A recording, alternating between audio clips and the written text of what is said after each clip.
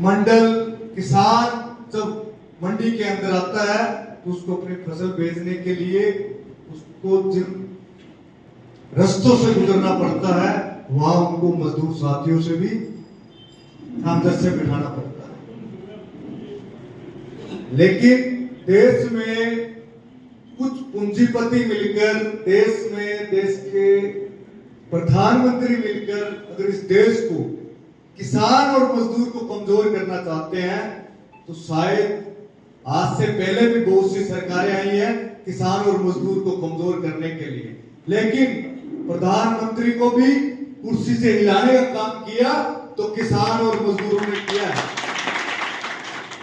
तो सत्ता में बैठे हुए लोगों को भी सोचना चाहिए कि हाँ, किसान और मजदूर की अगर कहीं अहित की बात हुई, जिस दिन मजदूर झंडा लेके सड़क पर बैठ गया, सरकार की जिम्मेदारी होगी। मजदूरों साथियों ने अनेकों बार सरकार को झुकाने का काम किया है और हमारी जिम्मेदारी बनती है कि आपके हक की लड़ाई को, आपके हक की आवाज को मजबूती से हम सब लोग मिलकर रखें, क्योंकि आपके बिना शहर में व्यापार करना, आपके बिना शहर के अंदर व्यापार बढ़ नहीं सकता है। आपका साथ होगा तब शहर बढ़ेगा, संगरिया शहर आगे जाएगा। और निश्चित तौर पर मैं तो आप लोगों को साधुवाद और धन्यवाद भी देता हूं कि हमेशा पार्टी को जब जब जरूरत पड़ती है आपका शोक साथ पूरा मजबूती से अग्रिम पंक्ति के अंदर रहता है। नहीं तो चुनाव आते हैं, कुछ व्यापारी डरते भी हैं कि अरे यार हम यहाँ चले जाएंगे हमारे व्यापार का नुकसान हो जाएगा, हम वहां चले जाएंगे हमारा व्यापार का नुकसान हो जाएगा। लेकिन मजदूर ने कभी नहीं सोचा कि हम इसके पास चले जाएंगे तो हमारा नुकसान हो जाएगा।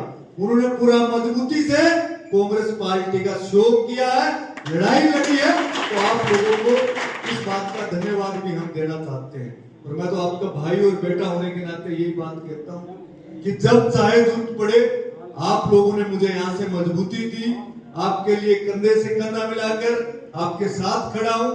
पहले भी जब बात आई, हमारे अध्यक्ष जी यहाँ पर बैठे हैं, जब उन्होंने कहा कि हमारी सुनवाई यहाँ नहीं हो रही है, उनका अध्यक्ष जी आप आगे बैठो, आपके बराबर आकर मैं बैठ जाऊंगा, ये जिम्मेदारी हमारी है।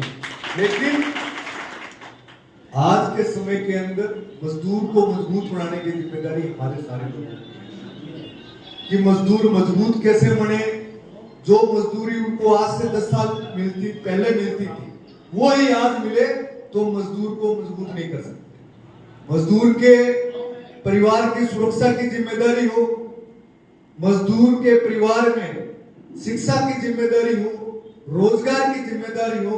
आने वाले समय में दिनों दिन जो कठिनाइयां राशन महंगाई को लेकर आ रही है, रोजगार शिक्षा को लेकर आ रही है, मजदूर के बच्चे को लेकर आ रही है कि कहां शिक्षा लेगा, कैसे रोजगार लगेगा, कैसे उनके चिकित्सा सुविधाओं को मजबूत करने की जिम्मेदारी हम सब लोगों की है। ये जिम्मेदारी जब तक हम पूर्ण रूप से मजबूत नहीं कर सकते मजदूर साथियों, किसान साथियों के लिए, तब पूर्ण रूप से हम किसी भी तरीके से जिले और देश के अंदर मजबूत कर सकते। सरकार सोच रही होगी कि हम 2-4 उद्योगपतियों को, पूंजीपतियों को मजबूत बनाकर हम देश की आर्थिक व्यवस्था को मजबूत कर देंगे। जब तक मजदूर की आर्थिक व्यवस्था मजबूत नहीं होगी, देश की भी आर्थिक व्यवस्था उसी तरीके से डगमगाएगी जो हालात आज की परिस्थितियों में पैदा हो रहे हैं। तो ये समझना